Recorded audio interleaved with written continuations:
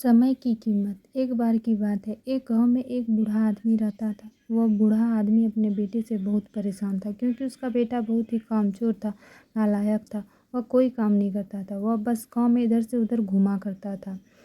तो एक दिन उस बूढ़े आदमी ने अपने बेटे को सबक सिखाने का सोचा। उसने बेटे को अपने पास बुलाया और उससे कहा, घर के अंदर अलमीरा में एक घड़ी रखी हुई है, तुम उसे लाओ। लड़का घर के अंदर गया और उस घड़ी को बाहर निकाल कर लाया। फिर उसके पिता ने कहा, तुम एक काम करो, इस घड़ी को अपने साथ बाज़ार में लेकर जाओ और तुम्हें जितने भी आदमी मिलेंगे सभी से इनकी कीमत पूछना। अब वह लड़का उस घड़ी को लेकर चला गया। उसने बाज़ार में सभी लोगों से कीमत पूछी। किसी ने उस घड़ी की कीमत 500 बताई, तो किसी ने 1000, तो किसी ने 800। सभी लोगों ने उस लड़के को उस घड़ी की कीमत अलग अलग बताई और कई लोगों ने एक जैसे। वह लड़का अपने पिता के पास वापस आ गया।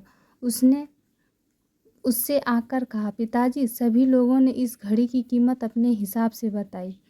किसी ने 500 बताई, किसी ने 1000, किसी ने 800। अब उस बूढ़े आदमी ने अपने बेटे से कहा कि बेटा ठीक है, घड़ी को तुम अलमारी में रख दो और तुम जाओ। अब अगले दिन उस बूढ़े आदमी ने अपने बेटे को अपने पास बुलाया और उसे कहा, फिर से अलमारी से घड़ी लाने को कहा और उस लड़का फिर जाता है और घड़ी अलमारी से निकाल कर लाता है। और अब उस बूढ़े आदमी ने अपने बेटे से कहा, बेटा जाओ, आज तुम इस घड़ी के अंदर जो समय चल रहा उसकी कीमत पूछ कर आओ। लड़के को समझ नहीं आ रहा था कि उसके पिताजी उससे क्या करवाना चाह रहे थे। वह दुखी मन से फिर से घड़ी को लेकर बाजार में चला जाता है और सभी लोगों से उस घड़ी के अंदर जो समय चल रहा था उसकी कीमत पूछता है। लोगों को लगता है कि इस लड़के की मानसिक स्थिति ठीक नहीं है। कल ये घड़ी की कीमत पूछ रहा था, आज समय की कीमत पूछ रहा है। बहुत से लोगों ने उसे भगा दिया और कुछ हंसने लगे। अब लड़का परेशान हो जाता है और सोचता है, यह मेरे साथ क्या हो रहा है। तभी वह आखिरी बार एक बूढ़ा आदमी के दुकान में जाता है।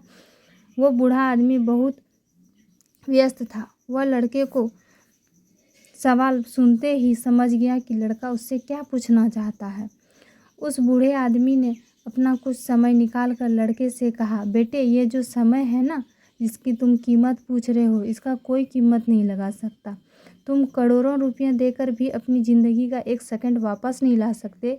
इसलिए यह समय का सही उपयोग करो।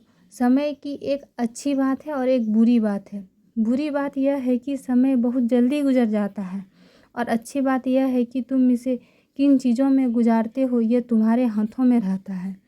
सभी के पास 24 घंटे होता है, अमीर के पास भी और गरीब के पास भी।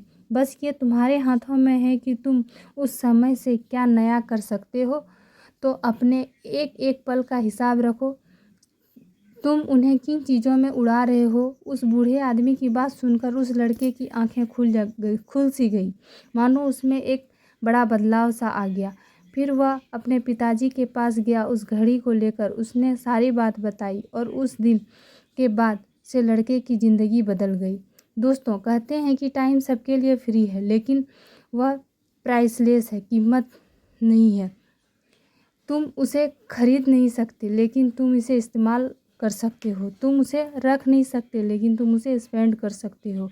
और अगर तुम एक बार इसे गवा देते हो, तुम इसे वापस नहीं पा सकते। दोस्तों, अगर स्टोरी पसंद आए तो लाइक एंड सब्सक्राइब ज़रूर कीजिएगा। जय हिंद, जय भारत।